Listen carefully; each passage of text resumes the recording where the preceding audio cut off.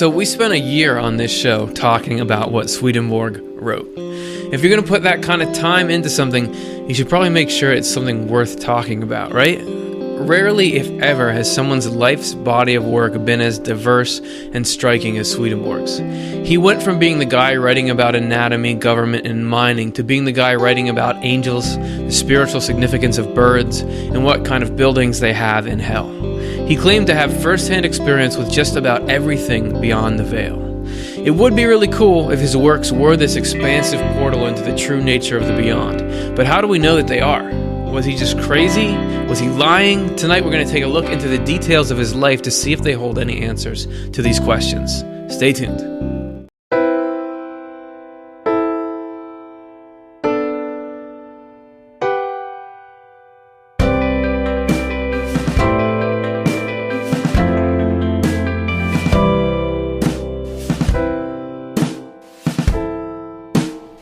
Oh, it's been a year. I think that's what it's been, right? A year since we started this show. It was in the beginning of June last year. So thanks everybody for sticking with it. It's been an awesome ride. It's been cool to see the thing progress and see our audience progress. It's been awesome, and I want to give a shout out to URST from Moldova. You're watching right now. It's 3 a.m. your time. That's probably a record for the latest state up. So by this time next year, it'll be like 6 or like 12 noon the next day someone's watching. I don't know how it works out, but thanks. It's cool to see the audience grow. We appreciate you guys all being here. So we thought we would talk about the reason that we're all here, which is this material that Emanuel Swedenborg has. Swedenborg wrote this incredible, unique, potentially life-changing stuff. But what is it? What's the nature of it? Is it legit? I mean, this is the first thing you're going to come up against if someone tunes into this show and they hear me like, well, angels have, this kind of shirt that they wear on this day of the week. Stuff that specific about afterlife. How do you know that? Oh, Swedenborg told me. Who's Swedenborg? Is he crazy? Does he know what he's talking about? Are you being taken for a loop? Does he just make it up? That's what we want to look at today. So we can't know for sure, of course, but we're going to get at it. Oh, yeah, right. If you don't know by now, my name is Curtis. I've been the host for this wonderful year, and I'm with the Swedenborg Foundation, which is a nonprofit group that makes it all happen, and we want you to be part of the discussion. Live questions at the end of the show. You can get yours in anytime, and we'll have an answer session at the end. Okay, so let's take a look at Swedenborg, and let's see if we can learn anything from his life that may be an indicator of the reason for the stuff that he wrote. But before we look at his sanity, let's do a quick intro to who Swedenborg was as a person.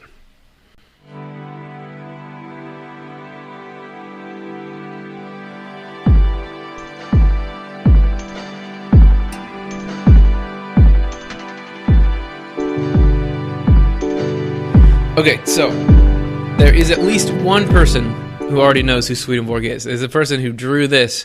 That's actual graffiti in this street in London where people do a lot of graffiti. That photo was taken by none other than Stephen McNeely. And there, if you look in the description of this video, you can see a link to his blog where he posted this, where he found this Swedenborg graffiti. So somebody in London knows, but in case the rest of you don't, here's a quick introduction to Swedenborg by Dr. Jonathan Rose.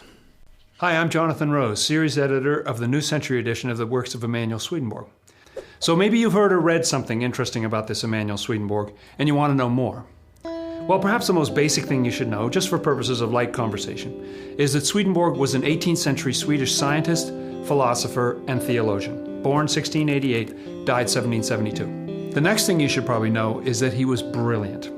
He was what people call a universal genius, a polymath, a Renaissance man, ahead of his time. For instance, he was a submarine designer before there was such a thing, a psychologist 140 years before Freud, an aeronautical engineer 190 years before the Wright brothers. He was a mathematician, geologist, metallurgist, mineralogist, crystallographer, anatomist, botanist, chemist, physicist, cosmologist, astronomer. I'm not making this up, this is very well documented. He was an author, inventor, legislator, mining engineer, economist, editor, a poet, and a musician. He came up with the first rational design for flight and made anatomical discoveries that were well ahead of their time. He published 14,000 pages and left another 28,000 pages in manuscript. So he was one of those types. But perhaps the most important but also controversial thing about him was that he claimed that in his mid-50s he had a spiritual awakening that opened the afterlife to him while he was still alive in this world. He was not just alive, but functioning with indefatigable energy. You could think of him as having a near-death experience that went on for 29 years while he was living his daily life, seeing friends, participating in the Swedish government, and writing more books. So there's a little of Swedenborg, and here's a little more of Swedenborg that we put together. This is from a biography of Swedenborg, and it's just kind of a summary that we did, not a direct quote. Swedenborg was the son of a prominent Lutheran bishop. He was educated at Uppsala University, and in his studies abroad, he mastered many crafts such as watchmaking, cabinet making, brass instrument making, engraving, lens grinding. He was the inventor of new kinds of practical mining and smelting equipment. He was the assistant to Sweden's most famous inventor, who is Christopher Polhem or some similar pronunciation.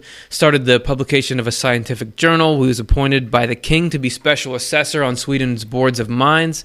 Commissioned by the king to help create a new canal in Sweden, he was given a seat in the House of Nobles by the Queen, wrote a number of papers on trade, commerce, and industry, helped establish a museum of technology and a museum of mining in Sweden, published a number of scholarly scientific books, one of the earliest to publish a theory consistent with modern geology, and accepted into Sweden's Royal Academy of Sciences. Believe it or not, that's still a very truncated biography. We just took a few points.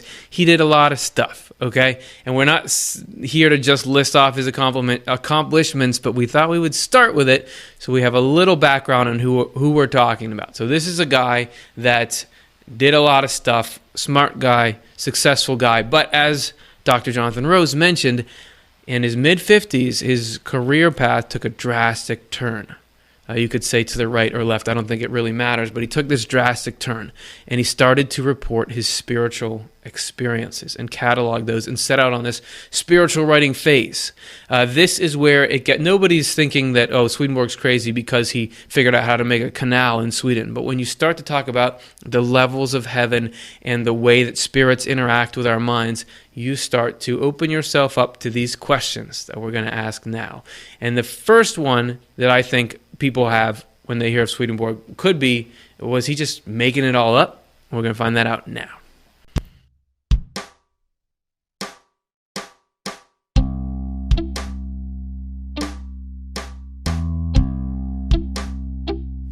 So this is something that people have been wondering about Swedenborg since Swedenborg started doing the thing Swedenborg is now known for, this spiritual stuff. And you don't have to take my word for it. Dr. Jim Lawrence echoes this sentiment and brings it into a